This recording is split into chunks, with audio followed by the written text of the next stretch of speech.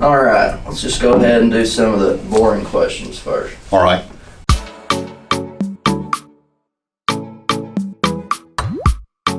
I've been in 46 states. I've got a background in music. I sing and play poorly, but I have a lot of background in music. I grew up singing with my family. My mother was an incredible pianist, and I must be one of the dumbest people on the planet. I don't play, and I had somebody there in my home that could have taught me everything she knew.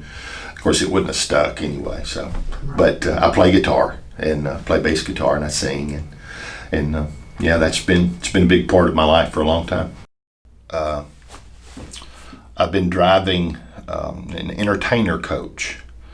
That's the rock and roll guys. You know, when you go into an arena and you pay $150 for a seat to hear whoever scream at you for an hour and a half. I was one of the guys that drove the band in the $1 million buses, and not nearly as glamorous as you might think it is. The Phil Collins tour.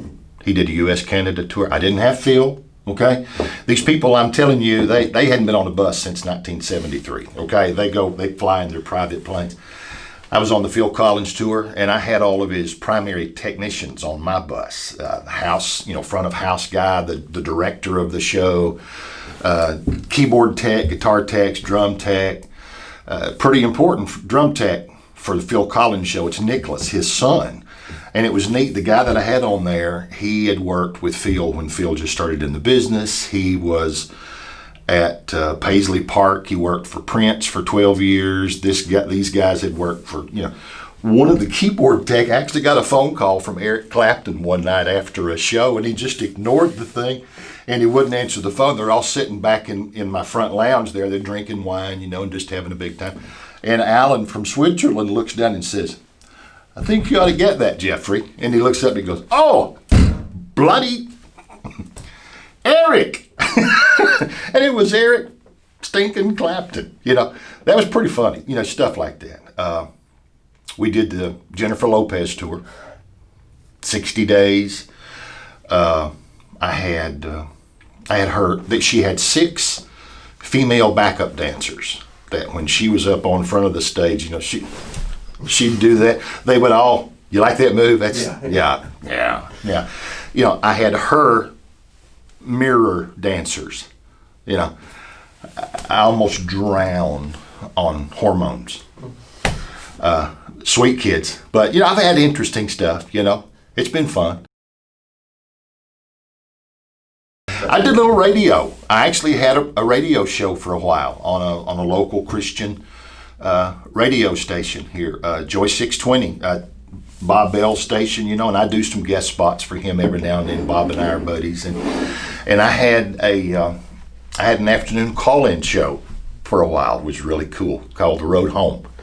And so it was fun. It was incredibly time-consuming and taxing, and I've been a pastor too for about 20 years. I pastored, or I did education ministry and did things like that, and so I'm a teacher at heart. So I guess it has nothing to do with me. All of that is a gift, but I really enjoyed doing that, and it was a lot of fun. And I guess I had a mentor for 16 years that was the most brilliant man I've ever met in my life. And he taught me most of everything I understand about faith, Christ, the Bible, how we should respond to today. And so I had a really good teacher. And everything that I understand is between Matt Prince Sr. and the Holy Spirit. So I stand on the shoulders of quite an amazing genius. If talking about my faith is going to be okay with somebody, they'll open that door.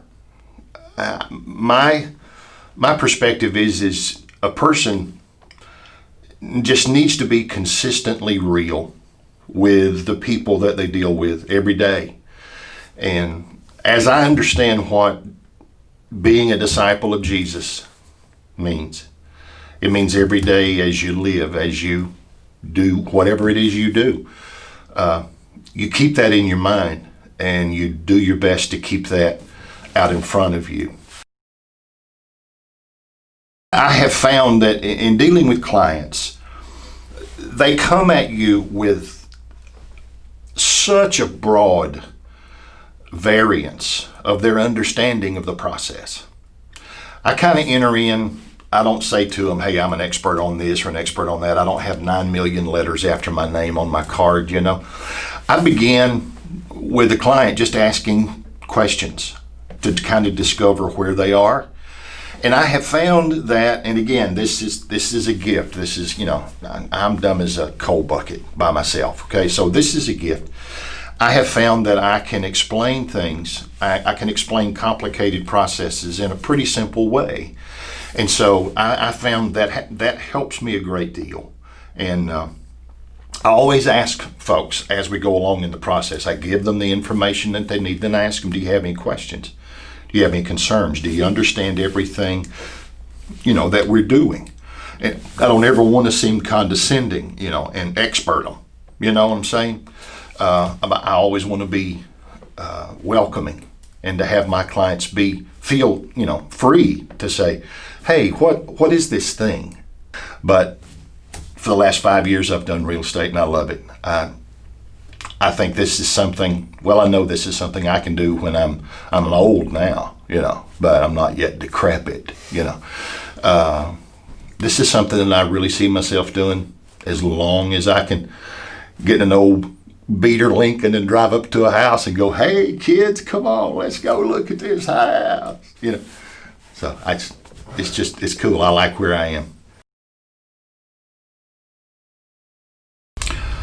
Wow, that's a great question. Integrity. I want people to know me.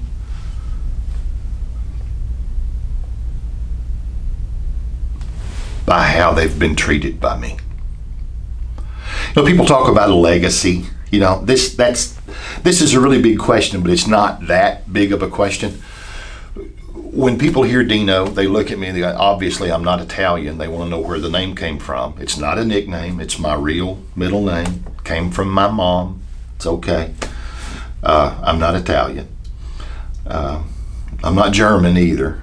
I think we got kicked out of Wales. Something about some horses were missing, I think, and but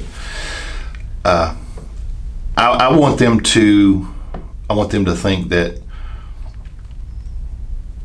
I'm always going to be open and honest and free with my